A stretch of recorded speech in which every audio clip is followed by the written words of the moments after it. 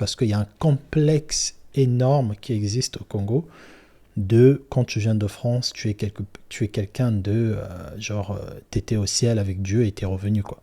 Hello, j'espère que vous allez bien. Dans cette vidéo, on va parler de quelque chose de très important.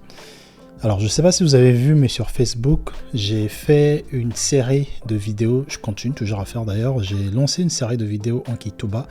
Alors, le Kituba, c'est une des langues les plus parlées au Congo. Donc, je me t'ai dit, au fait, c'est une langue que je suis jamais tombé sur une vidéo YouTube en Kituba. Si c'est une vidéo, 2 fois, ça va être du sketch, des comédies. Et donc, un peu dans cette démarche de vouloir donner de la force à cette langue pour essayer un peu de casser, parce que voilà, comme je disais, c'est souvent relié toujours à de l'humour. C'est l'une des raisons qui m'a motivé en tout cas de faire des vidéos sérieuses business, développement personnel en Kituba.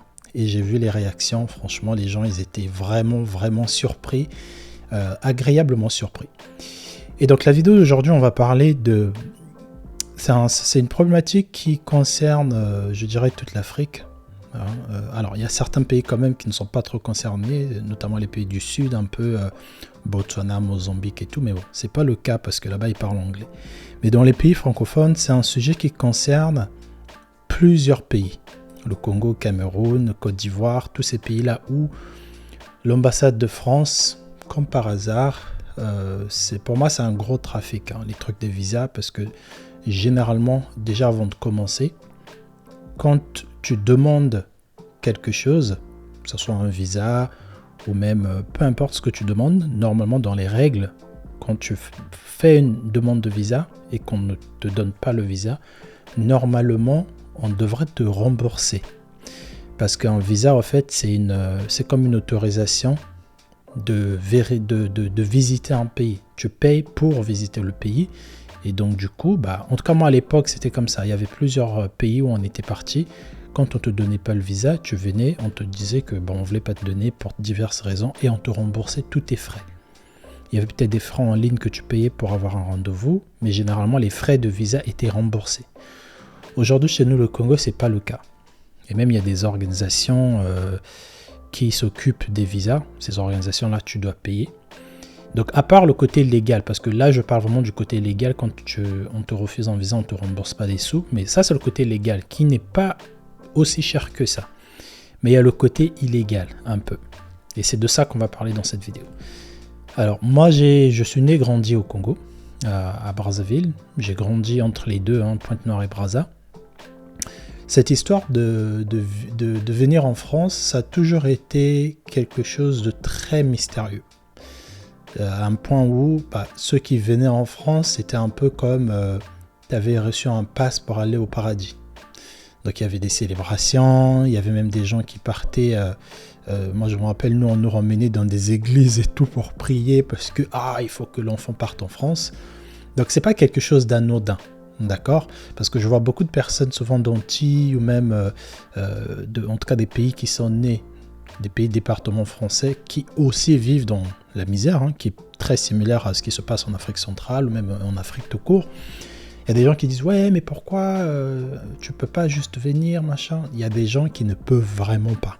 C'est pas parce qu'ils n'ont pas les sous, ils n'ont pas les moyens, mais c'est parce que ce fameux visa n'est pas octroyé à toutes les personnes. Ça explique d'ailleurs pourquoi on a une grosse tous les passeurs, il y a des passeurs qui demandent 5 000 € et il y a des gens quand même qui traversent la Méditerranée qui ont 5 000 € pour payer. C'est pour vous expliquer à quel point ce truc-là, c'est un truc de fou. D'accord ? Alors vous allez me demander pourquoi c'est compliqué. Ça, c'est des affaires gouvernementales, entre pays, diplomatiques. J'ai pas vraiment la réponse. Mais ce que je sais, c'est qu'il y a des gens qui profitent de ce système-là. Et on va parler un peu de ça. Je vais faire une première partie et je ferai peut-être une deuxième partie en Kituba pour que les gens vraiment du Congo comprennent. Parce que il y a des termes que je veux sortir. Je ne sais pas si en français je trouverai des bonnes explications sur ce problème. Et donc, on est dans des pays où, donc je vais revenir à mon exemple, quand j'étais jeune, moi, il n'y avait pas, c'était pas tout le monde qui était appelé de voyager. Déjà, il fallait avoir des contacts. Même quand on avait l'argent, il fallait connaître une personne au consulat, qui connaissait une personne, qui pouvait faire une demande pour toi. Et toutes ces personnes-là, fallait les amadouer, il fallait les payer. Il y a une personne qui allait faire une espèce de... Ah non, mais je connais, il y a Christin qui voyage, franchement, c'est mon petit et tout et tout. Cette personne, elle va te demander peut-être 1000 euros. Une autre personne qui va avoir l'information, qui va aller demander, corrompre une autre personne au consulat, le jour qu'un tel va demander le visa, il faut lui accorder, d'accord? Cette personne peut te demander jusqu'à 2000 euros deux fois. Et la fameuse personne qui va mettre le cachet peut te demander encore 2000 euros. Ou même 1000 euros. Au fait, il n'y a pas de prix, au fait. Et pareil, la secrétaire qui est censée remettre l'enveloppe. Voilà, il y a vraiment un circuit autour de ça. C'est pas... Même deux fois, l'ambassade de France elle-même, elle n'est même pas au courant de ça. Elle n'est même pas au courant. C'est un truc qui se fait vraiment à l'intérieur. C'est pour ça que les gens, souvent, quand tu leur demandais... deux fois, il y avait des procédures aussi légales, mais plus simples, deux fois qui existaient. Mais tellement on avait mystifié ce truc de consulat, d'ambassade de France, machin, c'était très compliqué. Et ceux qui avaient la facilité ou le circuit exact, ceux qui avaient en tout cas le moyen exact pour avoir le visa, c'était quelque chose, on ne te partageait pas ça. C'était un peu comme avoir un code, le code pour aller quelque part, un truc de ouf, quoi, tu vois. Et donc au final, il y a des gens qui ont fait ces fameux circuits dont j'ai cité, de 3 000, 5 000 euros, et on te donnait un visa de 15 jours pour venir en France. Et il y a eu plusieurs... Moi, ce qui m'attriste dans cette affaire, c'est qu'il y a eu plusieurs personnes qui ont vendu des parcelles. C'est pour ça, d'ailleurs, dans une de mes vidéos, quand je parlais des achats de terrain au Congo, je disais que deux fois au Congo, tu peux...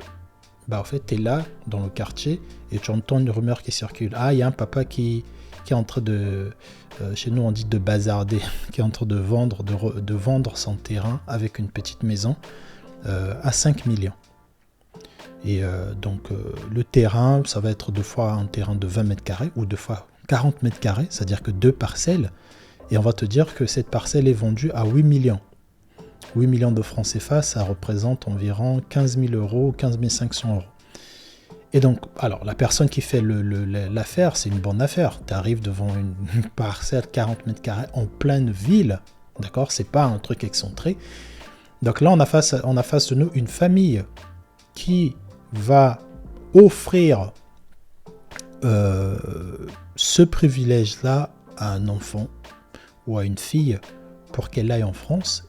Ils vont vendre leurs biens, avoir de l'argent, espérer avoir un visa, parce que même ces circuits-là dont je vous cite, ce n'est pas garanti. Tu peux aussi payer ces fameux 5 000 euros là et tu n'as pas ton visa. D'accord? Parce que le fait que ça ne soit pas légal, tu ne peux pas aller à l'ambassade de France et commencer à dire « on m'a escroqué ». À qui tu vas le dire déjà? Parce que la personne à qui tu remets de l'argent, il faut déjà qu'elle soit aussi assez honnête pour aller donner l'argent à ces fameuses personnes-là qui vont te donner ce visa. Et on a eu plusieurs personnes. Donc imaginez un parent qui est arrivé à la retraite. Ils ont un adulte par exemple qui a eu son bac. Et parce que la procédure de Campus France, qui n'est pas aussi compliquée que ça, mais les gens, deux fois pareil, ça commence à être compliqué encore ces derniers temps. Mais à l'époque, elle existait, mais les gens, deux fois, ils ont peur des ambassades, en fait. Ils ont peur de tout ce qui est administratif. Et donc, du coup, on courait plus vers la facilité.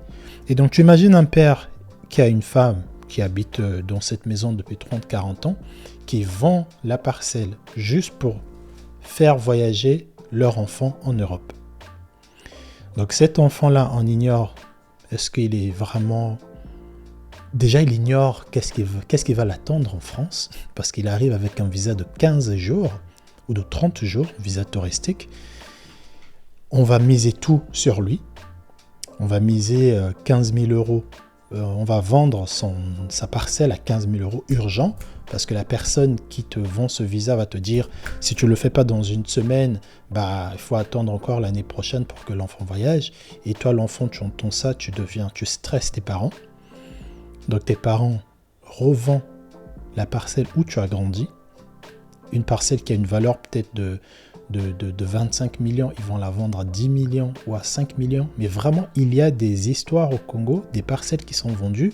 Je te jure que si demain, Dieu nous bénit et qu'on a genre 100 millions de francs CFA, environ, je sais pas, 250 000 euros, je sais pas combien, sur ton compte, mais tu vas au Congo pour des vacances, mais tu peux, au bout de 3 mois, acheter des parcelles de valeur de 50 000 euros à 5 000 euros. Parce qu'il y a soit un papa qui fait voyager son enfant, soit un papa qui est gravement malade et qui a besoin de se faire opérer, soit une maman, il y a toujours des histoires comme ça.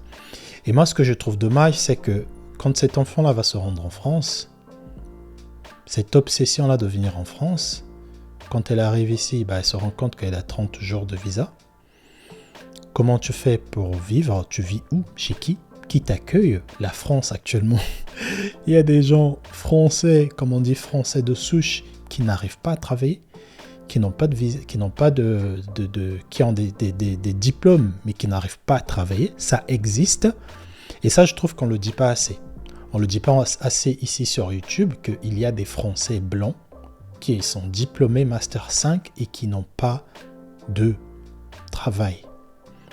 Pareil, il y a des Français immigrés, il y a des Français de toute nationalité, origine, qui ne travaillent pas.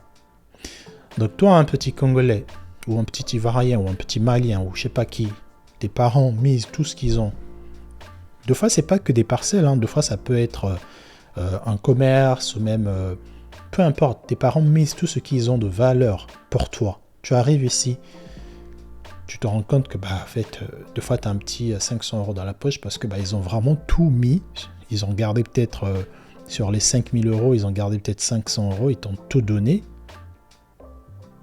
Tu arrives en France, tu te soucies pas du sacrifice qui a été fait, tu te mets dans une vie un peu, c'est toi qui es sur les réseaux, tu essaies de t'habiller un peu machin.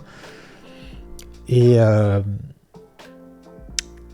alors, je trouve que c'est déjà très grave parce que ces enfants-là, de fois, ne se rendent pas compte du sacrifice que leurs parents ont fait. Mais aussi, je trouve ça quand même aberrant que les parents sont amenés à sacrifier tout ce qu'ils ont de valeur pour espérer que leur enfant aille en Europe pour les ramener quelque chose. Sachant très bien qu'en Europe, la vie est dure, les gars. Pour avoir les papiers, là, d'accord, quand tu arrives, tu as 30 jours de visa de visite, de touriste. C'est-à-dire que tu n'as pas le droit de travailler. Tu n'as pas où vivre, parce que tu vas te dire que oui, je vais aller voir le petit frère de ma tante qui est arrivé en France. Ce petit frère-là, deux fois, il t'a pas dit où est-ce qu'il habite. Parfois, il habite dans un foyer.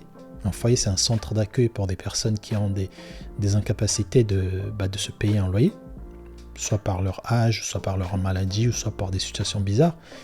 C'est une personne qui habite dans un foyer. Déjà, il te dit que moi je suis en France, tu le vois à chaque fois sur Snap, il met des photos, nanana. Tu te dis, ah non, quand je vais arriver, parce que on a grandi dans le même quartier, il va m'aider. Au fait, tu pars de cette mentalité du pays qui est, si tu connais une personne, pas forcément personnellement, elle doit forcément t'assister. Parce qu'au pays, on est comme ça, tu vois, on a un peu ce truc-là de, quand tu arrives dans une nouvelle ville, il suffit que tu aies un ami de ton père un peu éloigné qui sait que tu es arrivé, il va te donner un peu des connexions, tu vois, il peut même t'héberger chez lui parce que ça coûte rien que tu dors chez quelqu'un. En France, c'est pas le cas, les gars. Il y a personne qui va t'ouvrir sa porte pour que tu vives chez lui 1 an, le temps que tu te cherches, il va t'héberger, te nourrir et tout. C'est pas, ça n'existe pas. Et donc, quand cette personne arrive et que les choses se passent mal, les parents, vous savez très bien la suite, dépression, maladie, peut-être des gens qui meurent, ou même ils vont commencer à louer, à vivre un peu dans des conditions incroyables. Et pour les jeunes femmes, il y a des jeunes femmes malheureusement qui sont arrivées dans des pays comme ça, qui ont commencé à se prostituer. Moi qui ai beaucoup voyagé dans différents continents, en Asie, en Afrique et en Europe, j'ai vu des femmes se retrouver dans des conditions comme ça, leurs parents ont tout vendu, à se prostituer. Au début, c'était un truc un peu caché. Ah non, juste je veux me faire plaisir, nanana. C'était de la prostitution. Et après, c'était devenu, littéralement, tout le monde savait que elle fait le trottoir. C'est arrivé, c'est une histoire vraie. D'accord, je suis pas dans un conte Ouais, c'est un blog, j'ai lu, c'est vrai, j'ai vu. Et donc je trouve ça assez violent quand même. Donc dans la prochaine vidéo qui sera en Kituba, où je veux vraiment parler aux jeunes congolais, pour que vous sachiez que ce que vous faites, c'est très grave. C'est très grave de mettre la pression à vos parents en espérant venir voir quelque chose ici, parce qu'il y a un complexe énorme qui existe au Congo de quand tu viens de France, tu es quelqu'un de t'étais au ciel avec Dieu et t'es revenu, quoi. Tu vois. Donc on va en parler dans une autre vidéo. Désolé si cette vidéo elle était un peu triste quand même, mais c'est des histoires qui arrivent jusqu'à maintenant.